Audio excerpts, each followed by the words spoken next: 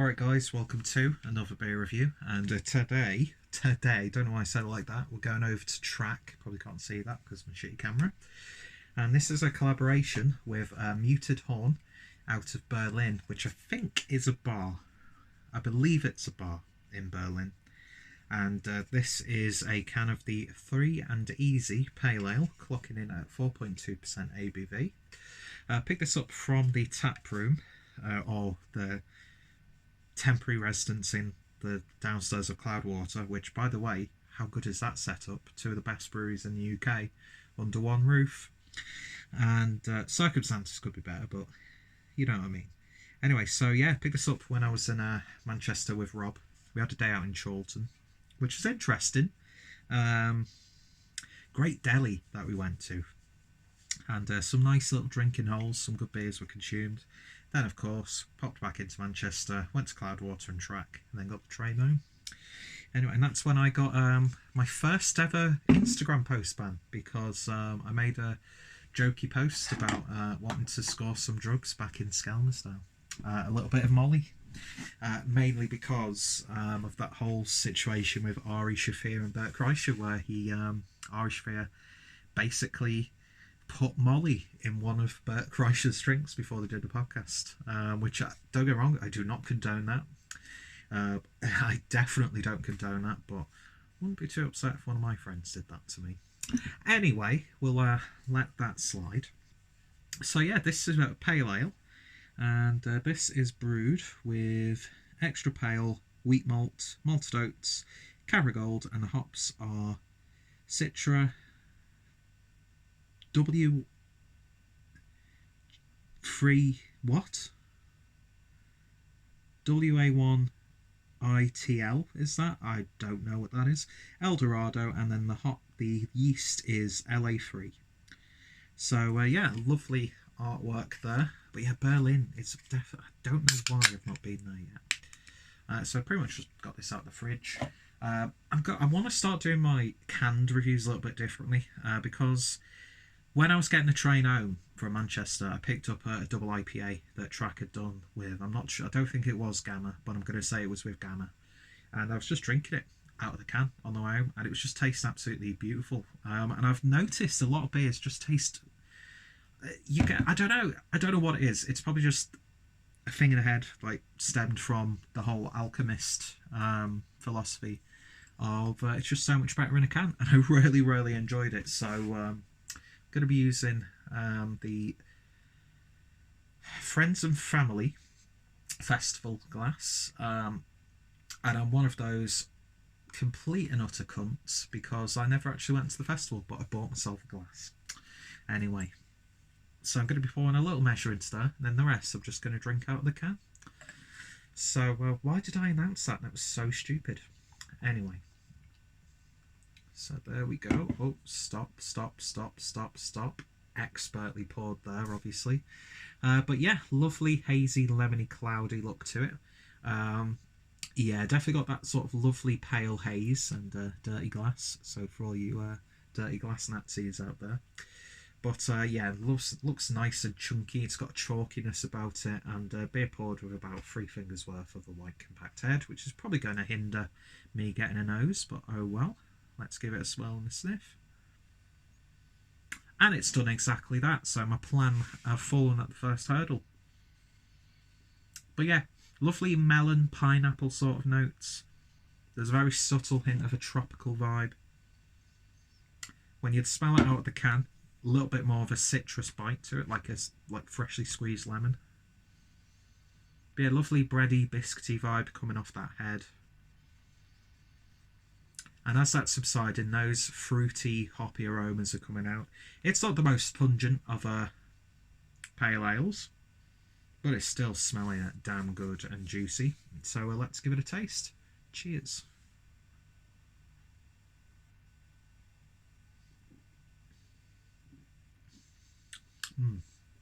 Wow. Loads of like Rantree's fruit pastel, like juicy sweets sort of character. And there is a little bit of a candied like sweetness coming through. Not the biggest of bodies, you wouldn't expect it for a 4.2%, but I'd say for a 4.2% pale ale, it's a little bit bulkier than you would expect from the style. Big strong bitterness on the back end, always appreciated, so it's not overly sweet, not too sugary. Big grapefruit on the back end, I would say. Yeah, do you know what? It's the beer you'd expect a brewery and a bar to produce, especially if they're going to be putting it on tap at the bar and in Cloudwater. This is like perfect just all day sessioner. It's not going to be the most hoppy, fruity, tropical, citrusy, explosion, but you could definitely sink a few cans of this. And it's the perfect beer to like get a few cans and share with friends and just have a bit of a laugh, talk. I'm going to be doing the Craft Beer Monthly after I've recorded this with Harry, so I'm going to enjoy the rest of the can, and it's going to go down well. So let's give it a taste from the can.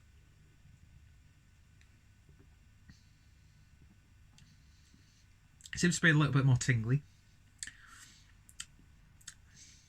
The body gets a bit more foamy, I'd say.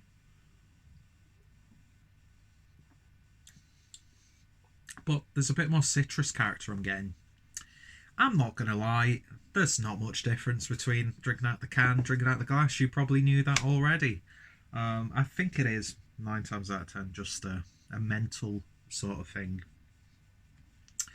But do you know what? I'm probably going to drink that beer a little bit slower out of the can than I am out of a glass, even if it was poured all the way into the glass. I've come to that point now where I really need to slow down when I'm drinking. Do you know what I mean? Because we've come to a point now where it's like 90% of beers are just, doesn't matter if it's like 2% or 14%. A lot of the time it's just, you're knocking it back like it's carbonated water or a soda. Do you know what I mean? It's that how easy. Maybe it's because I've just drank or drink way too much. Please don't answer that. But yeah, do you know what? It's not Track's best ever beer. With the amount of beers that are out there, it's pretty standard fare for the style and what you expect. Are you going to be disappointed? I don't think so. I don't really opt for like session strength pale ales and IPAs, just because I think sometimes they lack character, body, and flavour. Although there are some really great examples of like sub 4% beers that are just as bulky, fruity as their double IPA counterparts and that sort of stuff. But yeah, I'm not disappointed with that at all. It's another great little beer from Track. In terms of a rating, I can give that a 7.5 out of 10. I've had much more exciting beers from Track, not going to lie. But, there's so many beers like this being brewed that it does become hard to, really compare them. So yeah, 7.5 out of 10. I wouldn't grumble if I was, if there was some in the fridge. Happily devour a 4-pack of this. Can't remember what I paid for it, but I don't think it was that expensive. But yeah, Track. I love the brewery. I love the brewery. They make great beer, and I'm really glad that they're becoming a real tour de force again with their cans. This isn't the most shining example of that, but you'd get beers that are much more expensive and are sold as being these big fruity IPAs and pale ales, and you get much less from it. So I think what's there is it's nice and it's just devastatingly drinkable. So highly recommended. I'm sure some people will drink this. It's like beer of the year contender. Do you know what I mean? But yeah, so that's Track and Muted Horns, free and easy. Pretty much sums up the beer. It's free and easy. I don't know where free comes from. Wasn't it Muted Horn's 3rd birthday or something like that? I don't know. I'm saying like that, like I've got my finger on the pulse of craft beer, but I don't. I know absolutely nothing. I don't know why you continue to watch me, but I do appreciate it. Anyway, if you've tried this, let me know your thoughts, opinions. Have you ever been to the Muted Horn? Love to hear your thoughts, opinions on that place. Go check it out, as well as checking out Track. And of course, check out my Track playlist, because they are one of my favourite breweries in the UK. And yeah, so thanks for watching, and I shall hopefully see you all later. Cheers.